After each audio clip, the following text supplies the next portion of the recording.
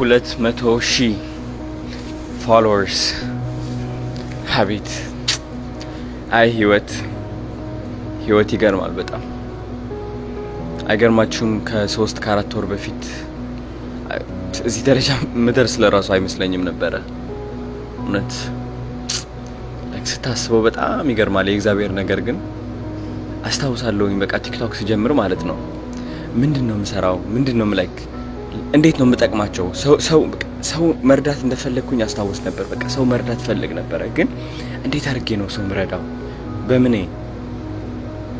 በቃ እስኪ የፈለኩት እናርግና በቃ እስኪ ሊዮ እስኪ ፈጣሪ ያውቃል። በቃ ምን ማድረግ እንደምፈልግ መሀል ላይ ያውቀዋለሁ ብዬ ጀመርኩኝ። ታውቃላችሁ መጀመሪያ ቪዲዮ ላይ ገብታችሁ ካያችሁት እየጨፈርኩኝ ወይም ደግሞ የሆነ ነገር እያረኩኝ ነበር። በቃ ፖስት እያልኩኝ የነበረው ምክንያቱም ላይክ ምንድነው ማድረግ ፈልገው በቃ ይጨንቀኝ ነበረ። አይገርም